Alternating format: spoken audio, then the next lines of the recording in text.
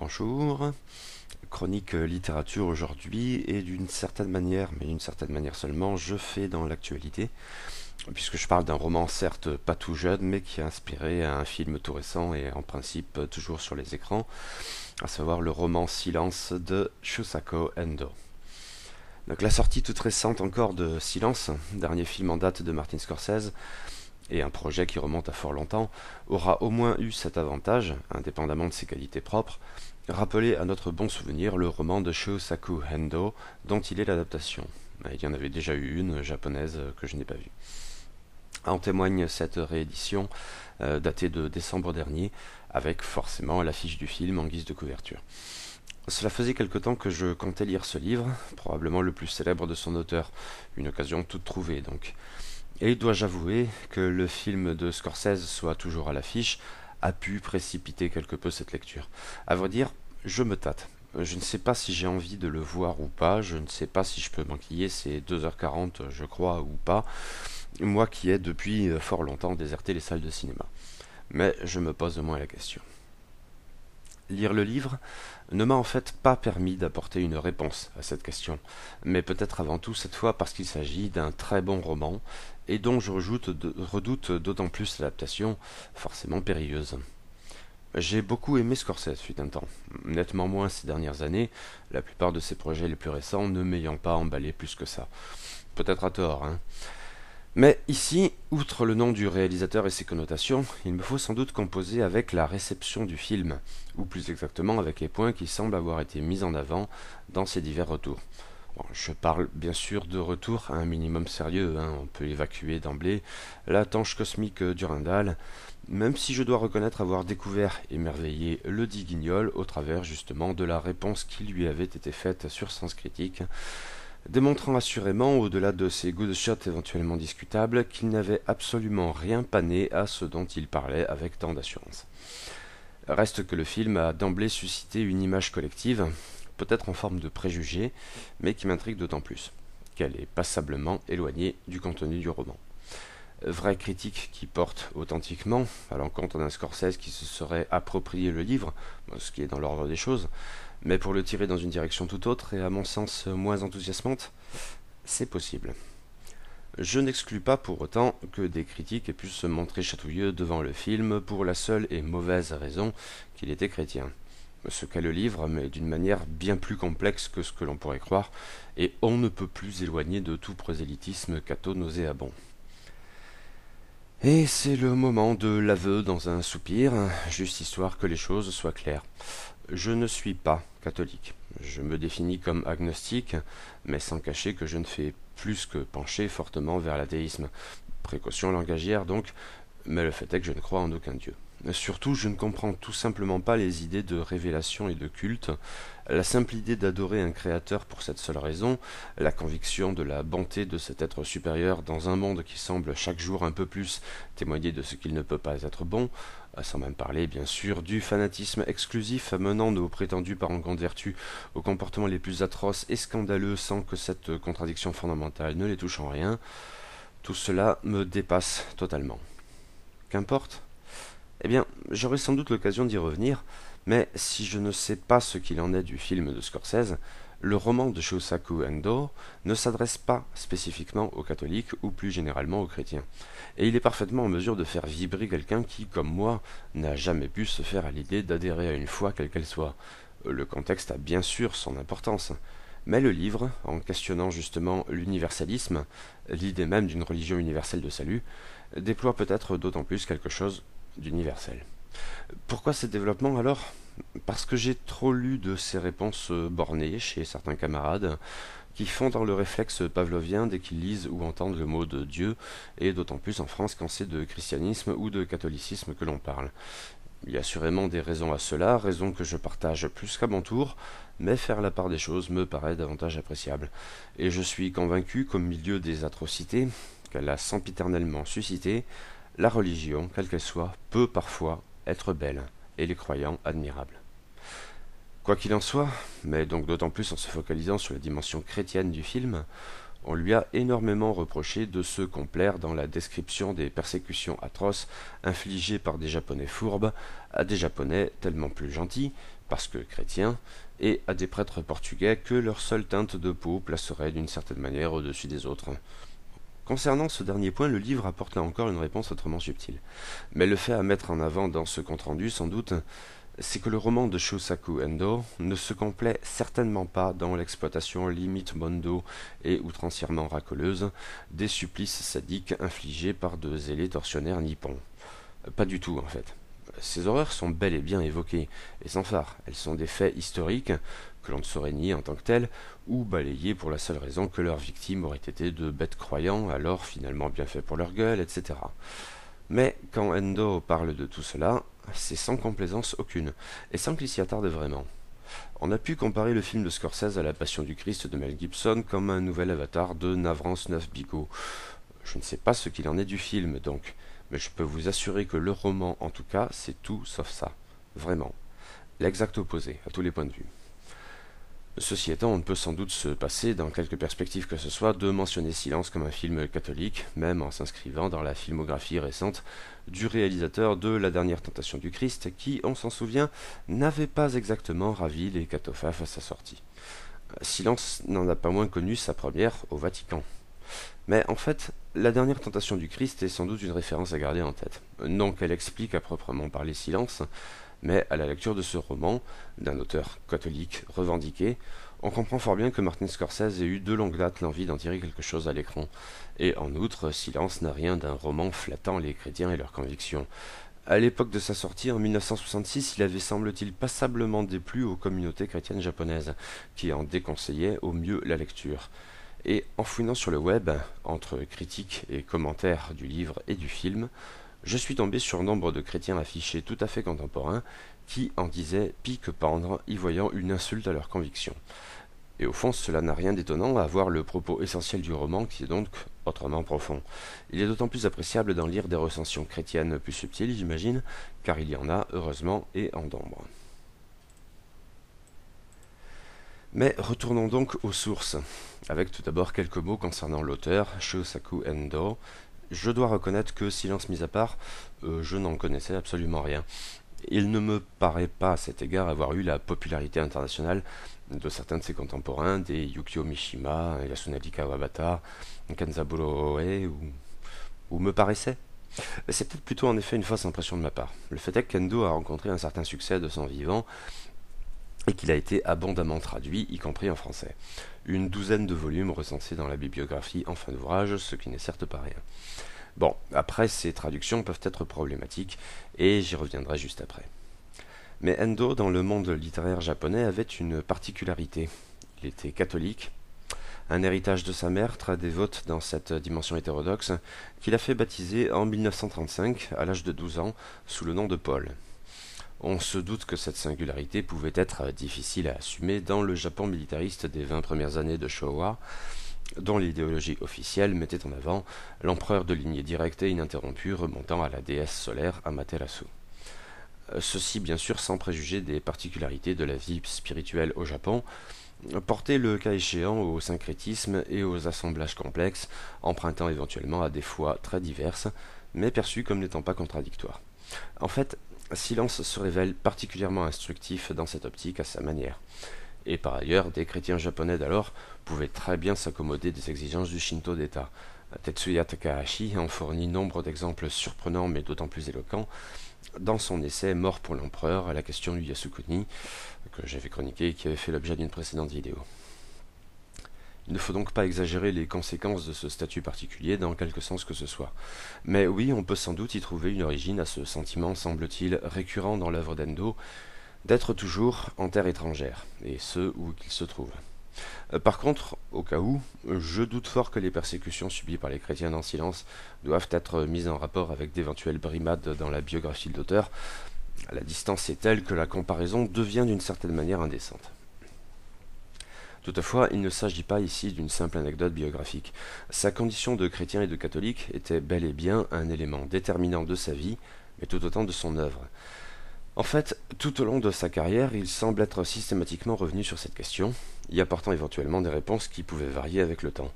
Silence en est probablement le plus célèbre exemple, mais bien d'autres textes, romans et nouvelles, creusaient déjà la question avant et continuèrent à le faire après, au point de questionner la foi en elle-même, notamment dans ces deux dimensions éventuellement contradictoires, celle de l'universel et celle de l'intime, qui portent en définitive le roman. Ici, Endo s'inscrit donc peut-être davantage dans une tradition littéraire européenne plutôt que japonaise, même si son œuvre tourne essentiellement autour du Japon et des Japonais, autant dire de l'âme japonaise, et si à n'en pas douter, il participait peut-être jusque dans cette singularité de la foisonnante vie littéraire nippone d'après-guerre. Il n'en reste pas moins que, jeune homme, diplôme universitaire en poche, Endo s'est rendu en France pour étudier tout particulièrement la littérature catholique contemporaine qui le fascinait. L'expérience n'a cependant pas pu être bien longtemps prolongée, du fait de problèmes de santé ayant contraint l'auteur à retourner au Japon où il devrait rester alité pendant 1 an. Parmi les auteurs français, dont je ne sais peu ou prou rien, un culte de moi qui le passionnait, Mauriac en tête, Bernanos et Claudel également. Mais si c'était là ses lectures d'alors, c'est surtout avec un autre écrivain catholique qu'on le comparerait par la suite, Graham Greene. Tous deux, bien conscients de cette parenté, s'admiraient réciproquement et louaient volontiers les ouvrages de l'autre, à ce qu'il semblerait. Dans ces traits originaux se définit une œuvre, avec sa part d'obsession. Les mêmes questions primordiales seront sans cesse davantage creusées, pour obtenir des semblants de réponses, quant à elles variables, et parfois très déconcertantes. Assurément, Silence, paru en 1966, récompensé par le prix Tanizaki, et le plus grand succès de l'auteur, en est un témoignage marquant, et l'occasion d'explorer des thématiques douloureuses pour l'écrivain chrétien, dont la vie entière, à l'instar de celle de son héros, semble être un combat forcément frustrant contre sa foi ou contre lui-même.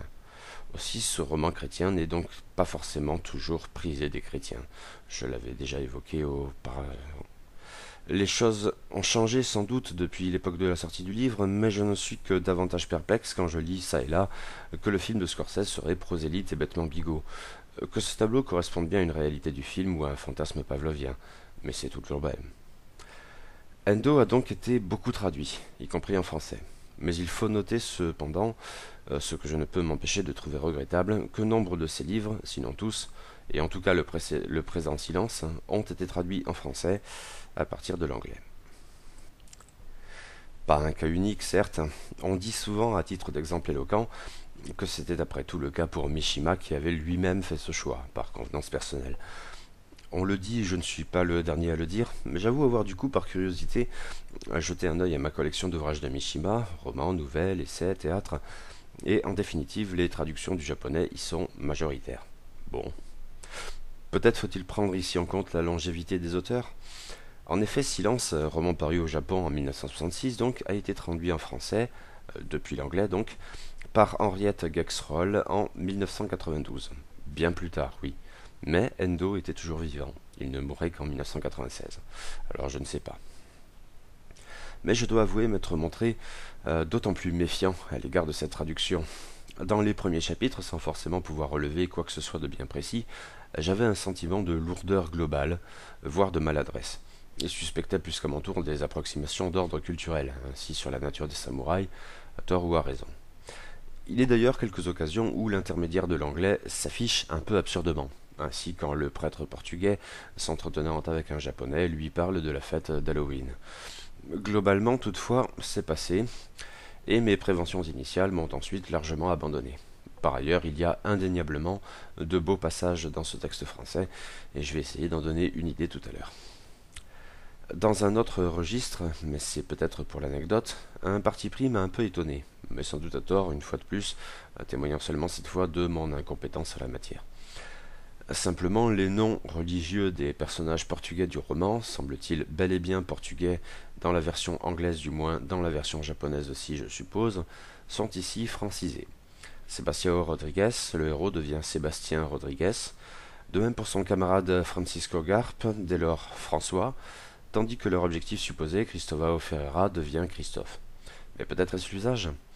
Il est vrai pour citer quelqu'un qui revient comme de juste régulièrement dans ces pages que nous disons François Xavier, sans vraiment envisager de préférer à cette dénomination Francisco Javier, ou même, alors là je l'ai écrit dans la chronique mais je ne vais pas m'amuser à le prononcer parce que c'est du basque et ça serait sans doute bon. Je suppose donc que c'est la raison de ce procédé dans ce roman, mais si quelqu'un pouvait m'éclairer à ce sujet, eh bien ce serait avec grand plaisir. J'en arrive au roman, ou presque. Bon, un peu de contexte tout d'abord, ça s'impose. Le premier contact au Japon avec des Européens a eu lieu en 1543, et ce sont tout d'abord des Portugais qui se sont rendus sur place. Le commerce s'est assez vite développé. Les marchands occidentaux avaient notamment des fusils dans leurs bagages. Et bientôt l'évangélisation a suivi. Saint François Xavier, donc, l'apôtre des Indes, était très enthousiaste à l'idée d'implanter le christianisme au Japon. Il y voyait un terreau particulièrement favorable, peut-être le plus favorable de tout l'Extrême-Orient. Un sentiment qui semble s'être tout d'abord vérifié. Les missionnaires, notamment les jésuites, portugais mais aussi très vite espagnols, ont rencontré sur place un certain succès et les conversions progressaient constamment, y compris fait crucial parmi les daimyos. À noter que parmi les puissances européennes, deux autres étaient très impliquées dans la région, protestantes quant à elles, les Anglais et surtout les Hollandais. Mais globalement, ces protestants avaient moins d'ambition évangélisatrice, incomparablement moins en tout cas que les représentants sur place de la Compagnie de Jésus. Certes, l'opposition des deux camps pouvait avoir des conséquences parfois mesquines sur le sol japonais, où l'on ne comprenait probablement pas très bien ceux qui pouvaient opposer catholiques et réformés. Mais les Hollandais sont probablement ceux qui s'en sont le mieux tirés. Focalisés sur le commerce, ils ont conservé le privilège d'échanger avec le Japon alors que celui-ci se coupait du monde durant l'ère Edo. Le roman s'en fait d'ailleurs l'écho comme de bien d'autres de ses aspects. Mais c'est une période bien particulière de l'histoire japonaise. La fin de l'époque féodale, du Moyen-Âge au sens le plus strict, le Sengoku, où s'affrontent de grands seigneurs ravageant le pays. De ces luttes endémiques qui, malgré des accalmies shogunales non négligeables, perturbaient régulièrement le cours des événements depuis la fin du XIIe siècle, la bascule étant remportée avec précision dans le cycle épique des Taira et des Minamoto, c'est peut-être l'apogée, justement parce que de grands seigneurs se succèdent qui entendent y mettre fin. On nomme généralement trois chefs de guerre successifs. Le premier est Nobunaga Oda, lequel s'implique dans notre affaire dans la mesure où, ayant maille à partir avec les moines bouddhistes, pas forcément les derniers responsables du chaos ambiant, il tend à favoriser les conversions, ou du moins à se montrer plutôt bienveillant à l'égard des chrétiens. Son successeur, Hideyoshi Toyotomi, n'a pas le même sentiment. Lui se montre hostile aux chrétiens, et c'est sous sa domination qu'apparaissent les premières persécutions organisées, des crucifixions notamment, par une ironie dont les Japonais semblaient friands.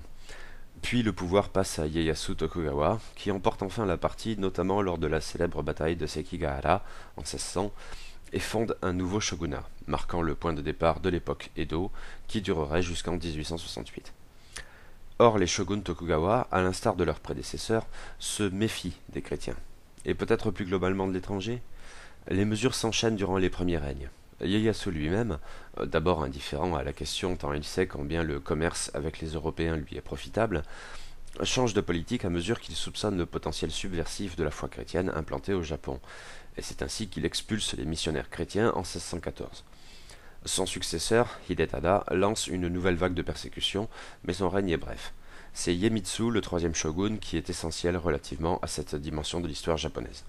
Il prend en main le Bakufu en 1622 et, dès 1624, ordonne l'expulsion de tous les Espagnols. Suit, en 1637-1638, la rébellion de Shimabara, non loin de Nagasaki, le principal port et bientôt le seul où les Européens débarquaient et commerçaient, sur l'île de Kyushu, la région de tout le Japon où le christianisme s'était le plus implanté. Les causes de la rébellion sont complexes, et l'argent et le pouvoir local y ont au moins autant leur part que la foi. Mais le résultat demeure. Après avoir subi de surprenants et inquiétants revers, les troupes shogunales triomphent et se livrent à un atroce carnage dans les rangs des vaincus. La répression est impitoyable. C'est un événement déterminant dans l'histoire du Japon. En découle presque aussitôt l'expulsion des Portugais, à l'instar des Espagnols avant eux, et en 1640, c'est tout bonnement la fermeture du Japon qui est décidée. Laquelle n'est en fait pas totale. Comme avancé un peu plus haut, les Hollandais conservent un accès, limité, mais non moins important, dans le port de Nagasaki. Il faut dire que ces commerçants habiles avaient usé de leurs canons contre les rebelles de Shimabara à la demande du Bakufu. C'est à cette époque que débute le roman. Reste cependant un point à envisager au moins brièvement. Pourquoi ces persécutions ? La question est complexe, et je ne maîtrise pas assez bien le sujet pour m'avancer vraiment dans une réponse bien établie. Il apparaît assez clairement que le mobile n'est pas religieux à proprement parler. Aussi horribles soient-elles, les persécutions ne sont pas vraiment le fait de zélotes fanatiques. Là encore, le Japon a une position bien particulière. En tant que tel, on ne peut plus éloigner de ce que nous avons connu en Europe ainsi qu'au Moyen-Orient, où s'affrontaient des religions universelles de salut, nécessairement exclusives. Ce sont sans doute davantage des raisons politiques qui ont joué. Ieyasu Tokugawa, d'abord pas spécialement hostile aux chrétiens, aurait viré de bord en prenant conscience de certaines particularités de la foi chrétienne. En fait, une forme de double allégeance qui, avec ses ambiguïtés, avait bel et bien eu des conséquences tragiques en Europe au fil des siècles. Les chrétiens risquaient d'être loyaux d'abord à l'Église, ensuite seulement au shogun.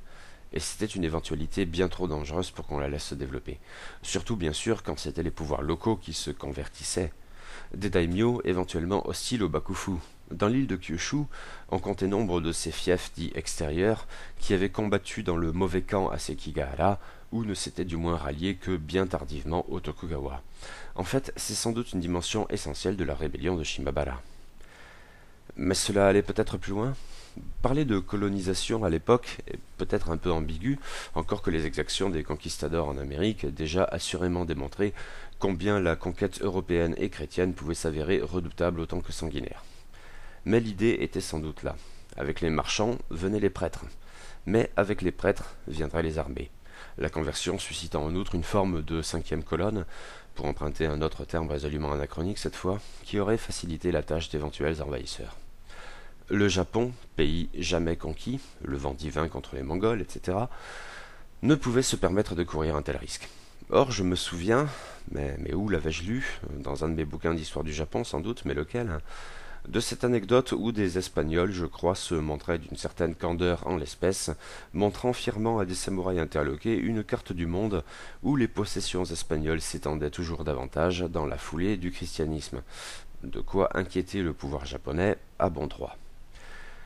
Quoi qu'il en soit, quand le roman débute, par un avant-propos de l'auteur qui n'a en fait rien d'un avant-propos, on est déjà dans le récit, le Japon semble perdu pour les chrétiens.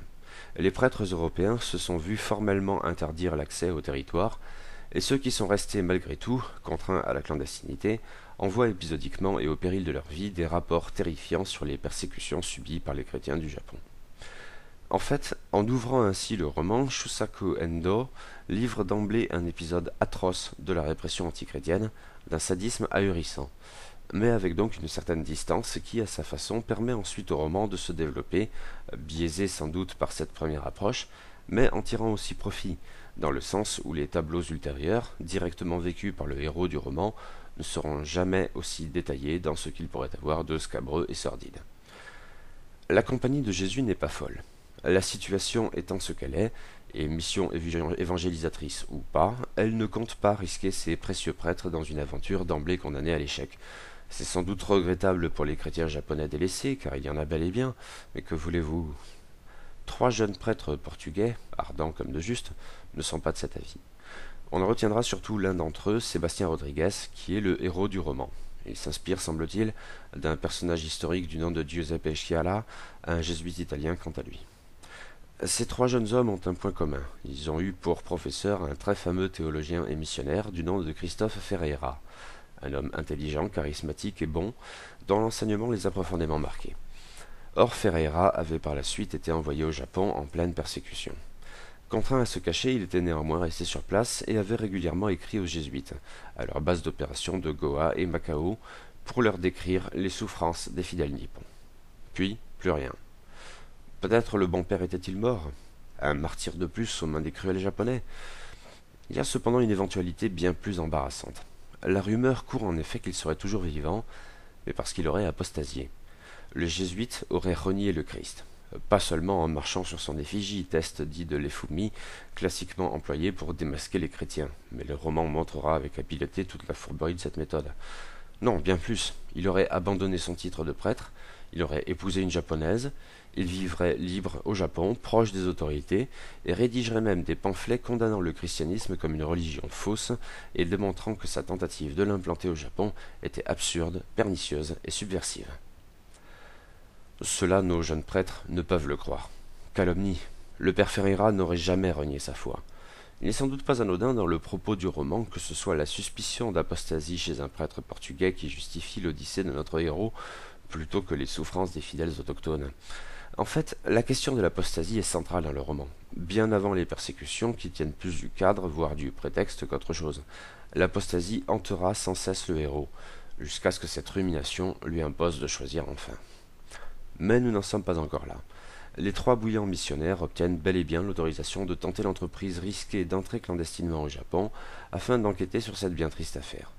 Ils quittent Lisbonne pour un bien long voyage. Ce n'est qu'après plusieurs mois, peut-être même des années, que deux d'entre eux, Sébastien Rodriguez et François Garpe, foulent enfin le sol du mystérieux Japon, d'autant plus mystérieux qu'au fond, ils n'en savent pas grand-chose s'ils en ont, semble-t-il, appris la langue.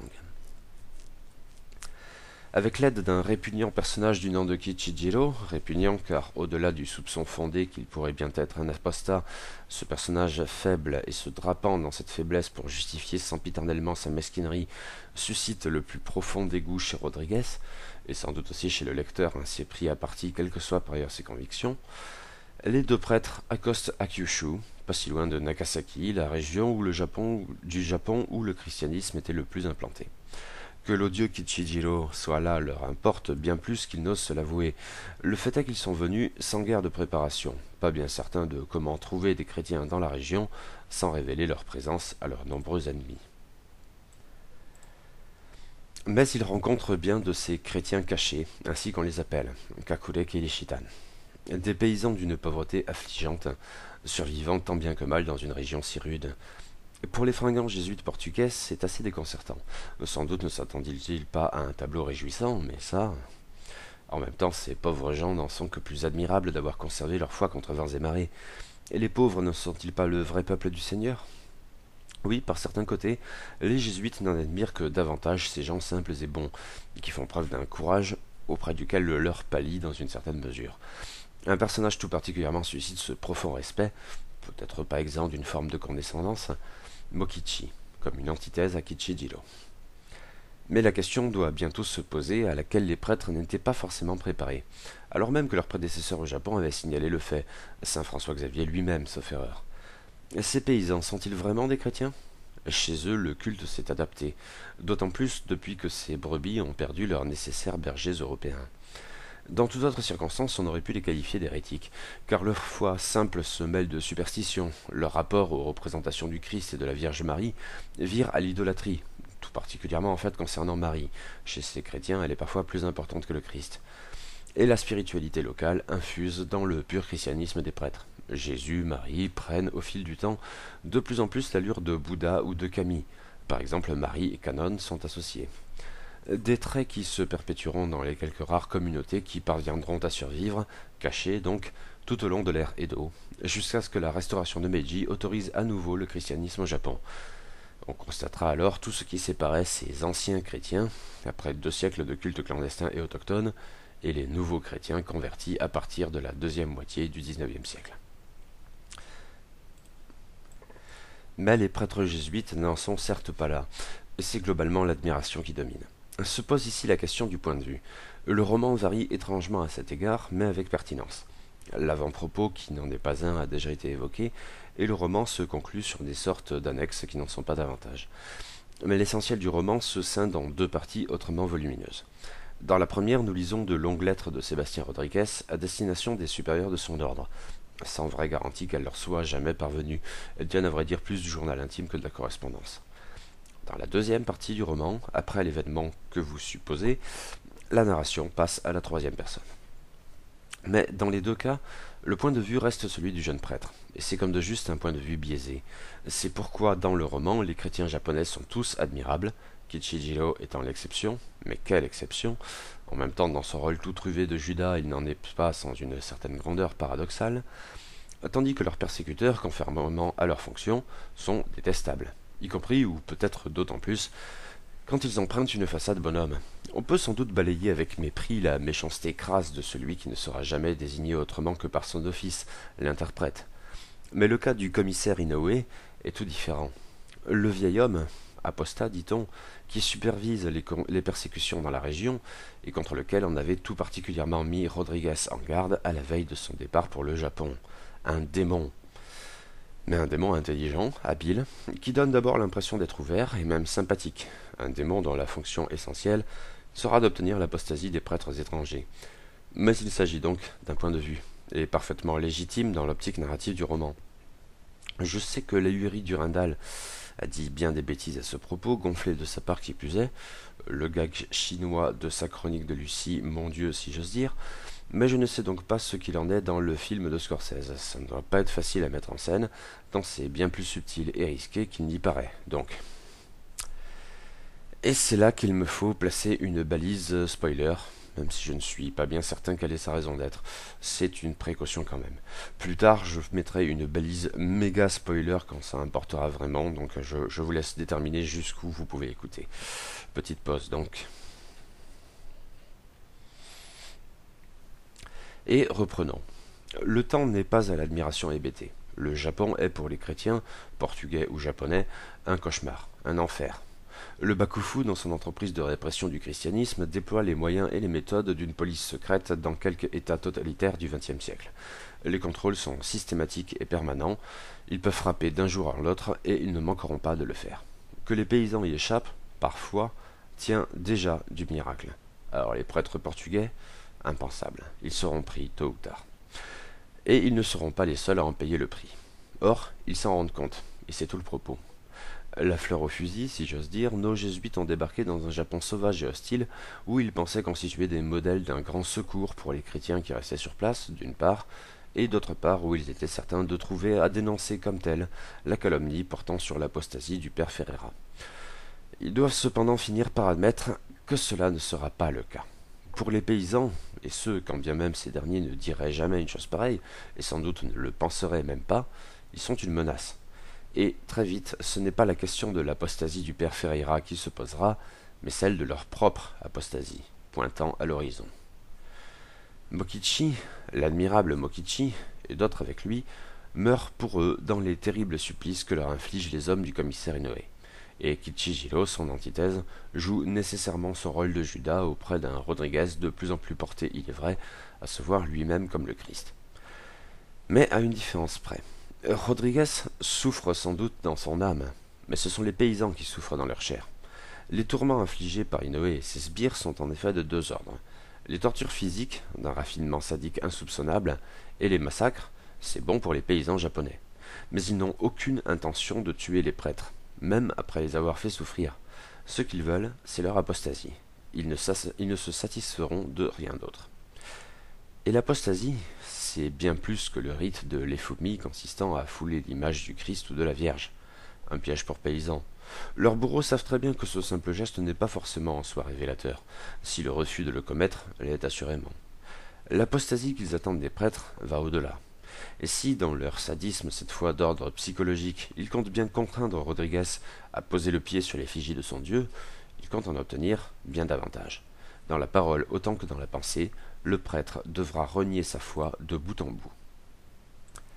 Et c'est ici qu'interviennent, dans l'optique égocentrée du père Rodriguez, les tourments physiques infligés aux pauvres paysans qui se croient chrétiens sans l'être forcément. Le chantage se met en place. Si le bon père prêche le culte d'un Dieu de bonté, peut-il rester insensible aux gémissements de ses ouailles, qui souffrent incomparablement plus que lui, et à cause de lui? Poussera-t-il le fanatisme hypocrite à ce stade de l'indifférence aux souffrances de ceux qu'il prétend aimer et servir? Un mot suffirait, un mot. N'osera-t-il donc pas le prononcer? Et pourtant continuer à révérer en façade un Dieu qui s'est fait homme pour souffrir à la place des hommes? Dieu. Rodriguez s'adresse à lui et n'en obtient pas de réponse. C'est bien cette idée du silence de Dieu qui impose son titre au roman. Mais elle y apparaît très vite. Nul besoin d'attendre pour cela les tourments extérieurs infligés par le commissaire Inoue au père Rodriguez, ou plus exactement les tourments l'affectant directement. Le constat des souffrances des chrétiens japonais y suffit déjà, et peut-être même leur seule pauvreté avant leur persécution. Le roman bascule sans doute quand Rodriguez perçoit enfin de visu le contenu exact de la répression antichrétienne, quand il quitte le village où il avait d'abord été accueilli, et où les deux chrétiens dont il se sentait le plus proche ont péri dans un supplice aussi grandiloquent qu'ignoble, parmi eux l'admirable Mokichi. Bon, là je vais citer un petit passage du roman. Et soudain résonna en moi le mugissement de la mer tel que nous l'entendions, Garp et moi, dans notre cachette solitaire. le bruit de ces vagues, roulant dans l'ombre comme un tambour voilé, le bruit de ces vagues déferlant sans raison la nuit durant, refluant et brisant à nouveau au rivage. La mer implacable qui avait baigné les corps de Mokichi et d'Ichizo, la mer qu'ils avaient engloutie, la mer qui, après leur mort, se déroulait à l'infini, pareille à elle-même. Tel le silence de la mer, le silence de Dieu, silence sans démenti. Non, non, je secouai la tête. Si Dieu n'existe pas, comment l'homme pourrait-il supporter la monotonie de la mer et sa cruelle indifférence?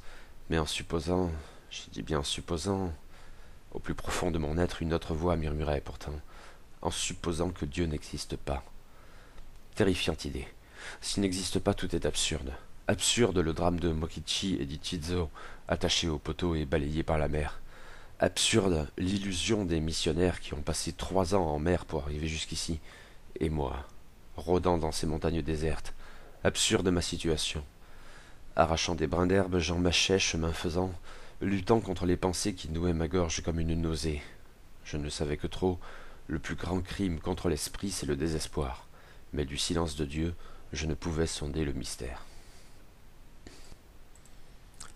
Oui, nous n'en sommes pas au tiers du roman et le prêtre déjà ne se contente pas de faire part, dans une lettre censément destinée à ses supérieurs de la Compagnie de Jésus, de ses interrogations quant au silence de Dieu. Cela va plus loin. D'une certaine manière, son inconscient l'incite d'ores et déjà à envisager l'hypothèse qui semble la plus logique, eu égard à ce fait incompréhensible autrement, et ce serait que Dieu n'existe pas. Le questionnement se fera toujours un peu plus envahissant. Rodriguez, capturé, constate son impuissance. Ses prières, les prières des chrétiens japonais, nul n'y répond. Les fidèles souffrent, leurs gémissements l'empoisonnent toujours davantage, mais nulle réponse, jamais, et nul sens à tout cela. Le Dieu de bonté des chrétiens, tant bien que mal implanté dans les cœurs simples des paysans de la région de Nagasaki, observe la scène terrible sans un mot, les bras croisés, à supposer même qu'il existe, et il y a de quoi en douter. Qu'est-ce qui, en effet, pourrait bien justifier ces atrocités? La seule promesse du paradis destiné aux martyrs? Mais les martyrs endurent 1000 morts. Leur foi intarissable les dissuade d'apostasier. Mais cette foi est-elle seulement celle qui leur garantira l'accès au paradis? Le silence de Dieu, encore et toujours. Rodriguez prie, supplie, mais Dieu se tait, et les chrétiens condamnés au supplice de la fosse gémissent. Quand bien même il avait eu pour réflexe premier de nier inconsciemment la source de ces gémissements, cela devait être quelque garde posté là pour s'assurer de ce que le prêtre, cet homme si important, ne s'évaderait pas, et qui s'était endormi. Rodriguez ramenait ainsi tout à lui, comme de juste, c'est peu ou prou ce qu'il a toujours fait, et non sans un certain orgueil, le bon père s'assimilant plus que jamais à cet homme qu'était le Christ, et à son visage mythique qui demeurait si beau jusque dans la souffrance, bien loin des grotesques idoles des Japonais et de leurs traits déformés par le supplice. Rodriguez ignorait donc ce qu'il en était, hors de sa cellule plongée dans les ténèbres. Il a fallu qu'on le lui dise. Ces bourreaux, en fait, avant tout les bourreaux des Japonais, pour qu'ils comprennent et admettent que ce bruit de fond n'était pas un ronflement. Mais Dieu, lui, savait. Il sait tout. Il sait, mais il ne dit rien.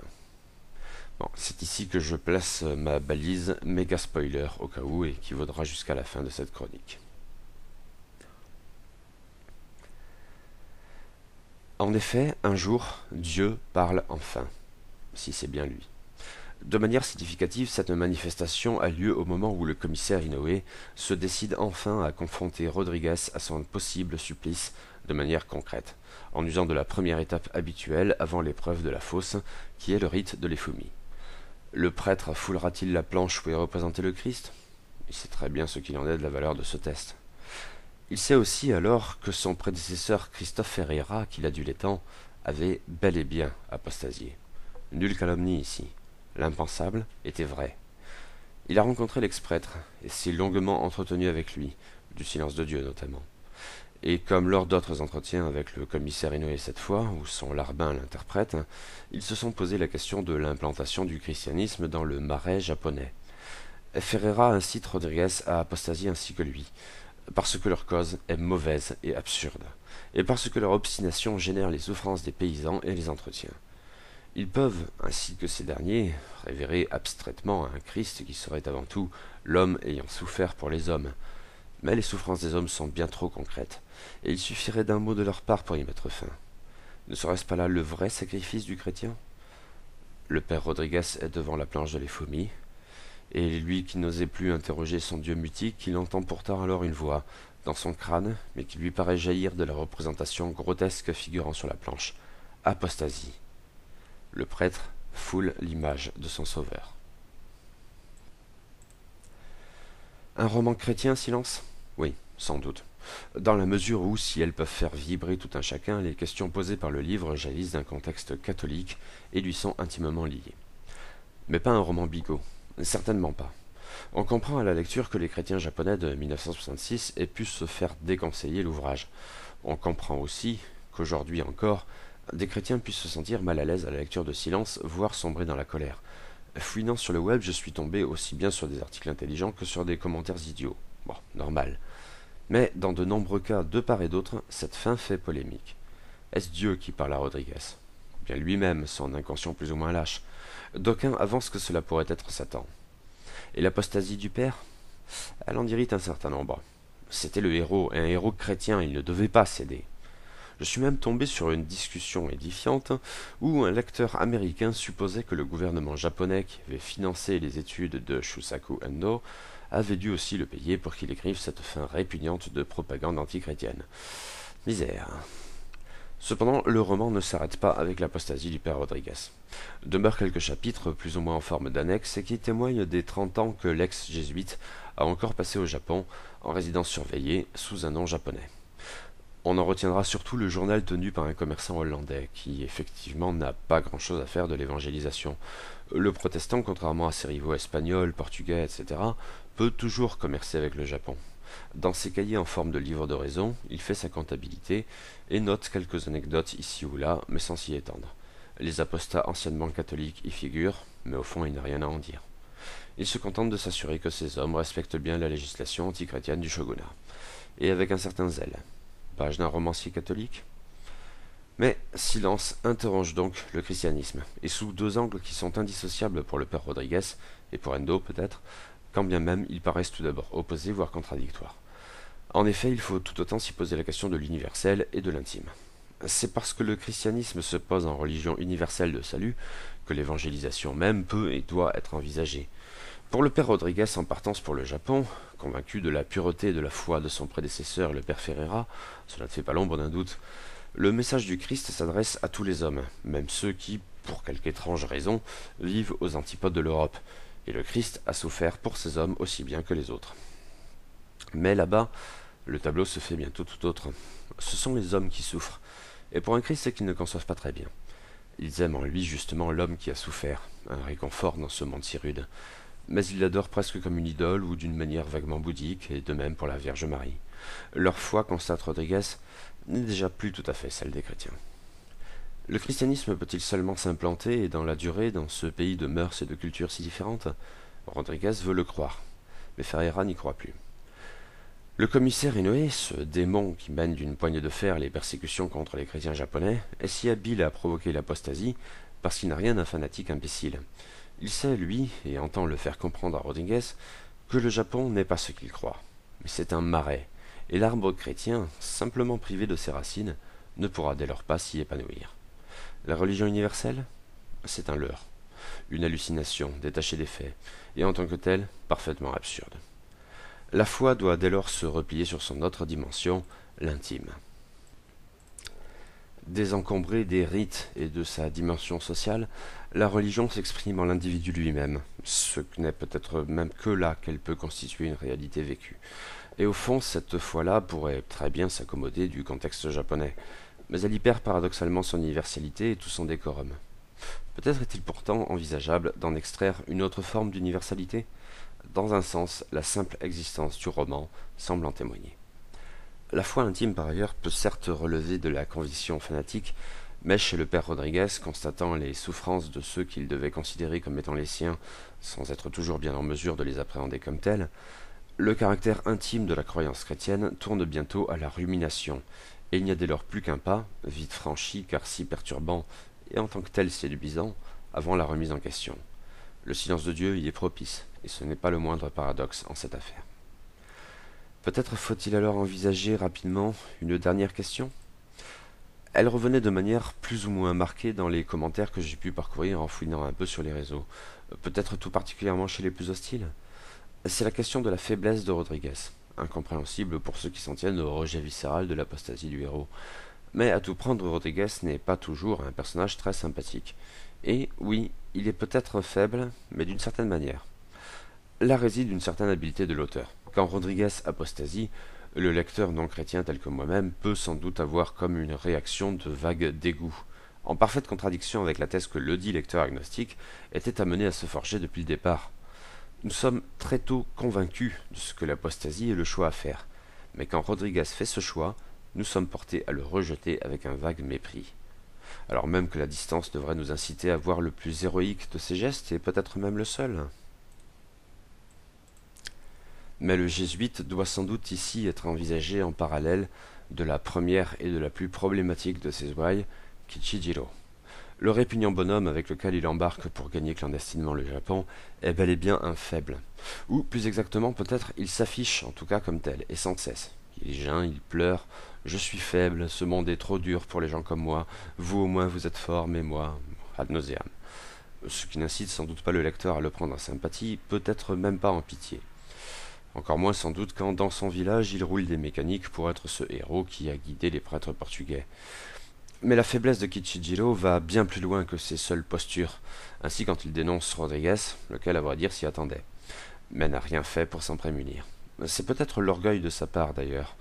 Comme avancé plus haut, notre jésuite se verrait bien en Jésus. Et Jésus doit avoir son Judas. Le japonais peureux est tout désigné pour incarner ce rôle Oni. Finalement, Kichijiro vendant Rodriguez pour 300 ryo vaut bien Judas et ses 30 deniers. Et les collines désolées des environs, encore qu'un peu mornes pour cela, peuvent bien constituer un ersatz noyé sous la brume des jardins de Gethsémani. Sauf que les circonstances amènent Rodriguez à envisager tant Kichijiro que son modèle biblique supposé d'un tout autre œil. C'est qu'entre-temps le prêtre a fait le constat inadmissible du silence de Dieu. Et après tout, pourquoi le Christ a-t-il laissé faire Judas? L'orgueil? Non, pas chez cet homme qui était Dieu, c'est impossible. En fait, il n'a peut-être pas simplement laissé faire, il y a encouragé son disciple maudit. Fais ce que tu as à faire et fais-le vite. Judas avait son rôle dans cette tragédie, un rôle plus complexe que celui d'un vulgaire théâtre cupide. Sa trahison était peut-être loyauté, nécessaire à la passion et donc à la rédemption de l'humanité. Et Kichijiro? Le faible, qui un instant s'affiche chrétien et la seconde d'après saute à pieds joints sur les foumis, en répétant toujours ce même schéma, n'a-t-il pas quelque profondeur supplémentaire? Première des ouailles du père Rodriguez, il sera aussi la dernière, qui reviendra sans cesse à la prison, proclamant à la face des gardes que oui, il est bien chrétien, mais sans jamais en faire les frais.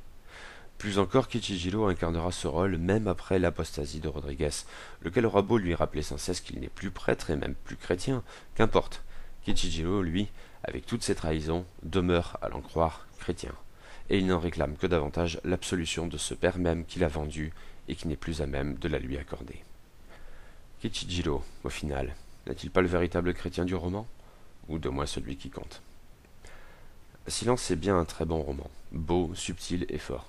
Il dépeint un tableau poignant et déprimant avant que d'être horrible, et n'a absolument rien à voir avec l'image parfois répandue à la suite de la sortie de son adaptation par Martin Scorsese.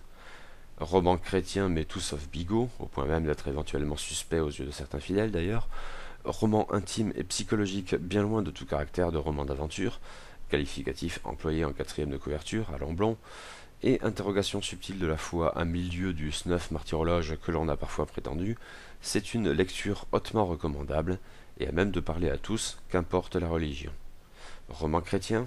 Oui, mais tout autant et peut-être davantage roman humaniste, car si Dieu se tait, les hommes quant à eux ont bien des choses à dire, et qui font autrement sens. Et le film? Bah peut-être, on verra, ou pas.